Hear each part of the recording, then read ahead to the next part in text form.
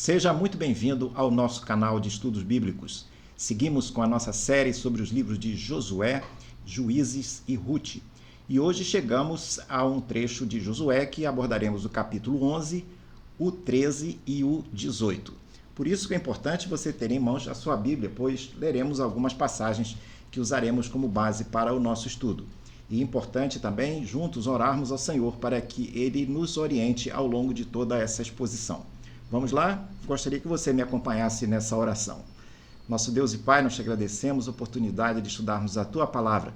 Queremos te pedir que Tu nos orientes nesse estudo e que Tu nos ajudes a colocar em prática aquilo que viermos aprender. Abençoa cada pessoa, cada um que nos acompanha. Em nome de Jesus te pedimos amém. Vamos lá então na nossa leitura, nós leremos alguns trechos. Do capítulo 11, leremos um versículo apenas, que é o número 23. Então vamos lá, capítulo 11 de Josué, verso 23, depois leremos o capítulo 1 do verso 13. Depois a gente segue mais um pouco. A palavra de Deus então nos diz em Josué 11, 23 o seguinte: Assim Josué tomou toda esta terra, segundo tudo que o Senhor tinha dito a Moisés. E Josué deu a terra em herança aos filhos de Israel, conforme as suas divisões e tribos. E a terra repousou da guerra. Quando viramos a página aqui para o capítulo 13, o verso 1 diz o seguinte: Josué já era bem idoso, e o Senhor lhe disse: Você já é bem idoso, e ainda ficou muita terra para ser conquistada. Quando vamos ao capítulo 18, leremos o verso 1 ao 4 e o verso 9. O texto sagrado nos diz o seguinte: Toda a congregação dos filhos de Israel se reuniu em Siló e ali armaram a tenda do encontro, e a terra estava sujeita diante deles. 7 tribos dos filhos de Israel ainda não tinham recebido a sua herança. Então Josué disse aos filhos de Israel: Até quando vocês terão preguiça de entrar e tomar posse da terra que o Senhor, o Deus de seus pais, deu a vocês? Escolham 3 homens de cada tribo, para que eu os envie, eles se disponham, percorram a terra, façam uma descrição por escrito, segundo a herança das tribos, e depois voltem para junto de mim. E lá no verso 9, nós lemos o resultado dessa missão. Assim, os homens foram, percorreram a terra, fizeram dela uma descrição num livro, cidade por cidade, em 7 partes, e voltaram a Josué ao arraial de Siló. Então Josué lhes lançou as sortes em Siló, diante do Senhor, e ali Josué repartiu a terra, segundo as suas divisões, aos filhos de Israel. Nos primeiros 10 capítulos do livro de Josué, lemos um relato emocionante da história da conquista de Canaã, a terra prometida para o povo de Deus. Logo no início do livro, Deus chama Josué para liderar o povo e lhe promete 3 coisas. A primeira coisa que ele promete é que Israel atravessaria o rio Jordão. Em estudos anteriores, quando abordamos do capítulo 1 ao capítulo 5 do livro de Josué, vimos o cumprimento dessa promessa, quando, após 40 anos andando no deserto, o povo finalmente entra na terra prometida, atravessando o rio Jordão a pé enxuto. A segunda promessa é que os israelitas teriam vitória sobre seus inimigos na terra de Canaã, conforme nós lemos do capítulo 6 ao capítulo 12. Esses capítulos registram as batalhas que Deus esteve atuando pelo seu povo. Eles nos relatam as vitórias de Jericó, que estava localizada perto do Jordão, a vitória sobre a cidade de Ai e a vitória sobre Gibeão, outra cidade. Os primeiros 15 versículos do capítulo 11 relatam as batalhas decisivas finais ocorridas na parte norte de Canaã. Podemos dizer que o texto que nós lemos em Josué 11, verso 23, resume os principais 12 capítulos do livro de Josué. Mas como entender essa passagem se logo mais à frente, quando nós viramos a página, em Josué 13:1, é dito que ainda havia muita terra para ser conquistada? Uma explicação para isso é que a expressão Josué tomou a terra, do verso 23, significa que, após as conquistas realizadas até então, não haveria mais batalhas conjuntas das forças tribais israelitas. Tomar a terra, como diz o verso 23, não significava que todas as cidades e localidades cananeias haviam sido conquistadas, ou que todos os cananeus haviam sido mortos ou deportados, mas simplesmente que a conquista até aquele ponto havia sido de tal monta que o poder dos cananeus havia sido quebrado e que seu domínio sobre Canaã como um todo havia cessado. Com isso, basicamente, quase toda a terra estava nas mãos dos israelitas, a menos de alguns enclaves de resistência que deveriam ser resolvidos pela tribo que herdasse aquela terra que possuía aquela resistência. A terceira promessa é que Josué dividiria a terra de Canaã recebida como herança. Isso aparece nos capítulos de 13 a 22. Nesses capítulos, que fazem parte, que compõem a terceira parte do livro, a terra recebida por herança é dividida, mesmo havendo partes que ainda precisavam ser conquistadas. Vale observar que a palavra herança é encontrada mais de 50 vezes nesses 9 capítulos, do 13 ao 21, e é uma palavra muito importante, pois os judeus herdariam sua terra. Eles não haviam ganho como despojos das batalhas que estavam realizando, e nem as haviam comprado como resultado de acordos comerciais ou de alguma transação imobiliária. A terra a ser conquistada ocorreria lentamente ao longo dos anos seguintes, a partir de batalhas menores através de cada tribo, mas não mais sobre o comando de Josué. Ele, que estaria agora com cerca de 87 anos, passaria a se concentrar na missão de dividir entre as tribos de Israel a terra que havia sido herdada. Das várias lições que esses capítulos sobre ocupação e divisão da terra de Canaã podem nos trazer, destacamos aqui 3 delas para nossa reflexão. Essas lições, a primeira tem a ver que ainda haveria lutas a serem realizadas para completar a conquista. A outra lição, o outro destaque, é que os israelitas, havia alguns deles que permaneciam morando do lado leste do Rio Jordão. E o terceiro destaque, ou a terceira lição que nós vamos examinar, é que havia necessidade de resistência contra a idolatria. É o que veremos a partir desses 3 destaques, a começar logo agora no próximo quadro. O primeiro destaque, então, tem a ver com o fato de que havia ainda lutas a serem feitas para se completar a conquista. Pode-se dizer que, ao final do período dos 7 anos iniciais da conquista, Israel havia ocupado apenas uma parte da terra prometida, restando ainda lugares a serem conquistados.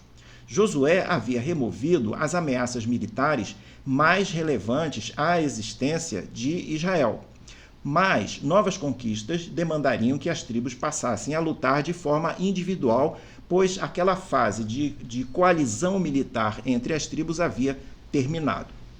Além disso, os israelitas teriam que lutar contra pequenos enclaves de resistência dos cananeus, que permaneciam escondidos nas montanhas ou em outros lugares.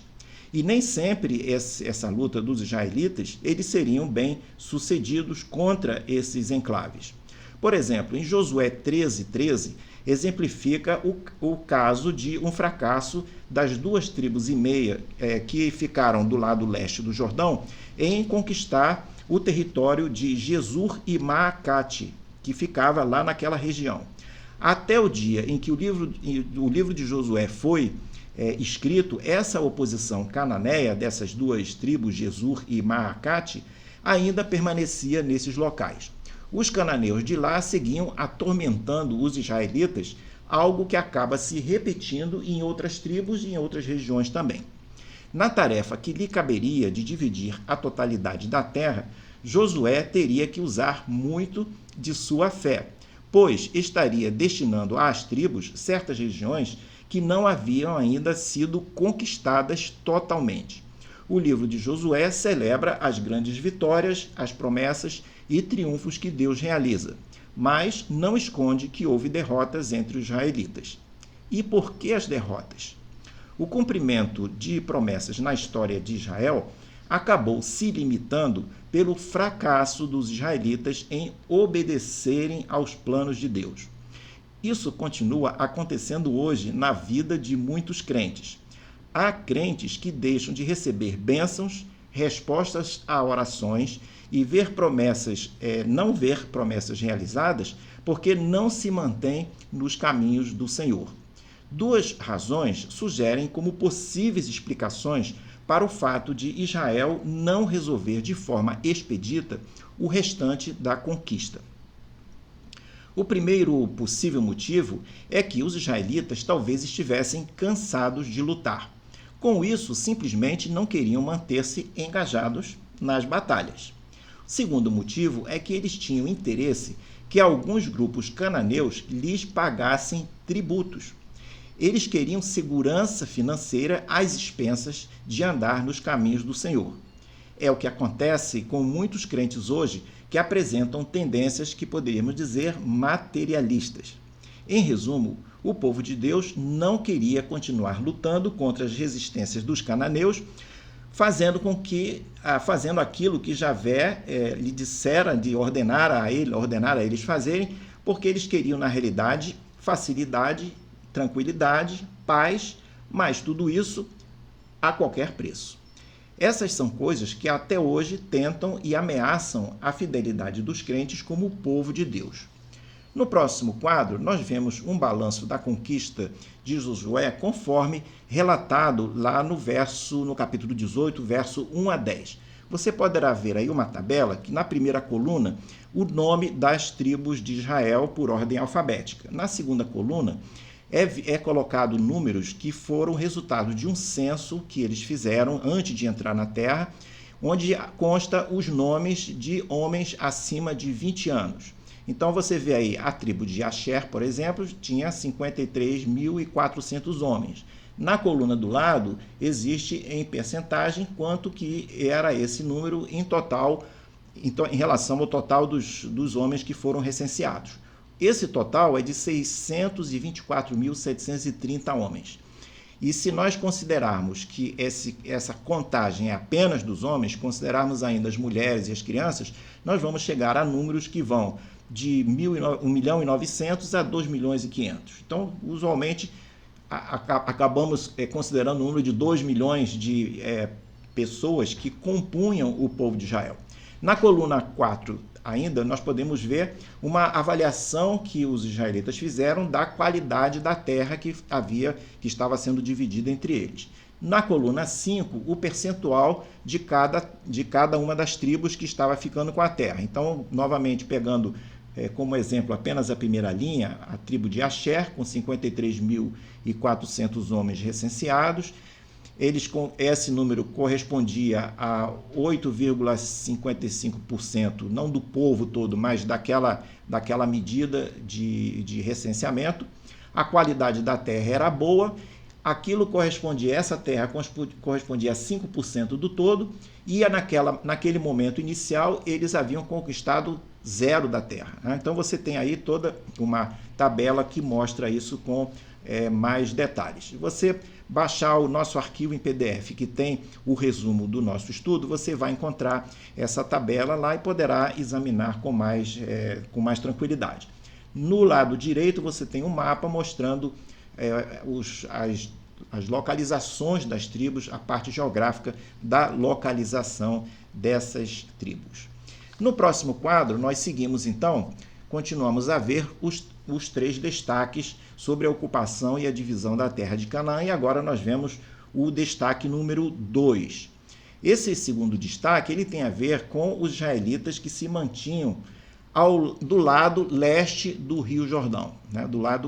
Eles não queriam, uma parte não queria atravessar o Rio Jordão, nós vamos ver por quê. Ainda no tempo da liderança de Moisés, as tribos de Ruben, Gade e meia tribo de Manassés, eles quiseram ficar nas terras localizadas nesse lado leste do Rio Jordão, que era fora dos limites de Canaã.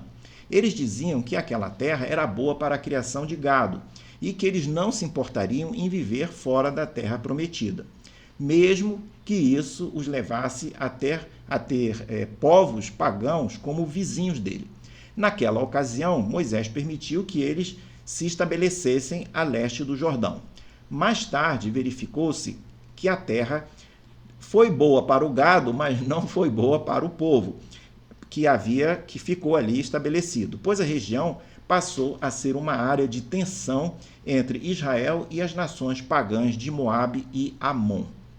Os israelitas que lá ficaram se tornaram bastante vulneráveis aos ataques e às influências ímpias em suas vidas advindas desses moabitas e amonitas.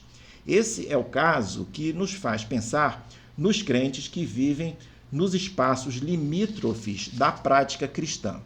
O crente limítrofe é aquele que tem um pé no mundo e um pé no reino de Deus, tentando jogar nas duas posições. Essas pessoas querem ter apenas um pouquinho de Deus, o suficiente para tornar sua vida melhor, mas sem ter que pagar qualquer preço por isso. Nesses casos, o crente até experimenta vitórias espirituais, mas ainda permanece com o pé do lado direito do Jordão. Ele encontra até conforto e liberdade no convívio com os moabitas ou amonitas dos dias de hoje. Para muitas pessoas, a vida material é mais importante do que as coisas espirituais, incluindo a vida eterna após a morte. Muitos até desejam Deus, mas de forma limitada. Eles só querem um pouco de Deus, mas na medida em que Deus não atrapalhe essas pessoas em certas coisas. O terceiro destaque tem a ver com a resistência contra a idolatria.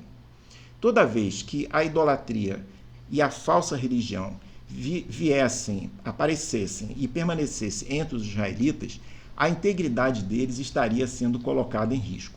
O mecanismo da idolatria os levava a colocar outros deuses no lugar de Javé ou trazer outros deuses para ficarem ao lado de Javé. Com isso, não teriam mais como contar com Deus do lado deles. No limite, o povo de Deus deixaria de existir. Hoje em dia, a idolatria continua a ser uma ameaça aos cristãos. Idolatria não se trata apenas de se ajoelhar frente a uma imagem, mas colocar outras coisas ou pessoas no lugar de Deus. Qualquer coisa acaba podendo tomar o lugar de Deus na vida de uma pessoa. Qualquer coisa pode acabar se tornando um ídolo na vida da pessoa, como, por exemplo, o estilo de vida, a vontade própria, que a pessoa tem, a sua própria vontade. Um emprego pode ser um ídolo, coisas podem ser transformadas em ídolos. O dinheiro, o trabalho, hobbies, filosofias humanas são coisas que podem eventualmente ser transformadas em ídolos. Com vistas a preservar o povo de Israel, Deus estabelece um plano para que o politeísmo cananeu e suas práticas religiosas abomináveis não alcançassem os israelitas. As batalhas dos israelitas contra os cananeus foram marcantes. Maiores ainda foram as batalhas contra a idolatria. As primeiras, as batalhas campais contra os cananeus, eles ganharam quase todas, mas a segunda, em muitos casos, os israelitas perderam. Será que as narrativas bíblicas, as ações radicais que aparecem, ações até violentas contra os cananeus, teriam como uma de suas causas essa questão da idolatria? É o que veremos a seguir no próximo quadro. Nesse quadro temos uma pergunta: como entender essas ações radicais contra os cananeus? Um dos temas que muitas vezes preocupam aqueles que se interessam em estudar alguns livros do Antigo Testamento, como Deuteronômio, o livro de Josué que nós estamos estudando, Juízes, 1 Samuel, é quanto à questão da violência de alguns relatos. Deus teria realmente dado ordem a Israel para destruir os cananeus lá na terra de Canaã? Ou simplesmente os israelitas elaboraram uma narrativa para justificar uma invasão e um massacre? Quais foram exatamente as ordens que o povo de Israel recebeu sobre esse tema? Deus teria estabelecido limites para essas ações? Qual teria sido o real motivo de tudo isso? Fazer com que os cananeus desocupassem a terra de Canaã, ou o objetivo era mesmo exterminá-los? Muitos tendem a rejeitar a ideia de um Deus irado e violento. Em seu livro Violência Divina e o Caráter de Deus, o professor de Antigo Testamento, de nome Claude Mariottini, afirma que muitos têm fortes reações em relação a um Deus que exige vingança contra seus inimigos, punindo quem não obedece seus mandamentos. Ele defende que uma das abordagens teológicas que pode ajudar o leitor do Antigo Testamento a entender esse tema é considerar que Javé é um Deus relacional. Isso significa que Deus dá às pessoas liberdade para elas decidirem certas coisas, que às vezes poderão comprometer a reputação de Javé, levando o leitor a culpar Deus pelos atos humanos realizados, alguns deles até podendo ser contrários à natureza e o caráter de Deus. Quando os leitores leem esses textos, a tendência é não ver que tais atos estão sendo executados por agentes humanos imersos em suas culturas e em seus contextos.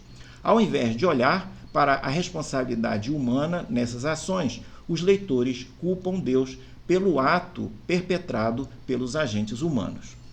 Segundo Mariottini, a rebelião humana contra a vontade de Deus é a principal causa da violência humana, que, por sua vez, requer violência divina para conter a violência humana. Um exemplo de aplicação dessa lógica no Antigo Testamento é que Deus usou várias vezes certas nações como agentes de sua justiça, como foi o caso da Babilônia, para disciplinar o reino de Judá. Os babilônios usavam métodos bárbaros para alcançar seus objetivos de conquista, que era a ampliação de seu império e a busca de despojos. Mas não se pode atribuir a Deus a violência e barbárie usadas pelos soldados babilônios, apesar de que, em um nível mais amplo, eles estavam sendo usados por Deus para um dado propósito. Talvez possamos aplicar esse paralelo também no caso dos soldados israelitas agindo sob o comando de Josué. Esse tema está longe de ser simples. O que podemos fazer neste breve estudo é apenas tentar responder algumas perguntas aqui colocadas para nossa reflexão. No próximo quadro, veremos algumas dessas perguntas. Perguntas e respostas que nos ajudam a entender essa questão da violência no Antigo Testamento. O autor de nome Glenn Miller, a partir do seu estudo Como um Deus de Amor Poderia Ordenar a Aniquilação dos Cananeus, nos ajuda em algumas dessas perguntas. A primeira delas é o que Deus almejava em relação aos cananeus. Eu convido você para abrir a sua Bíblia no livro de Ezequiel, no capítulo 18. Nós leremos, então, o verso 20, o 21, 22 e 23. A primeira parte do verso 20 diz: a pessoa que pecar, essa morrerá.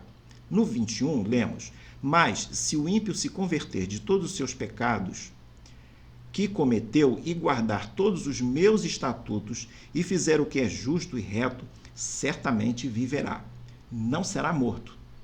De todas as transgressões que cometeu, nenhuma será lembrada contra ele, pela justiça que praticou, viverá. Verso 23. Vocês pensam que eu tenho prazer na morte do ímpio, diz o Senhor Deus.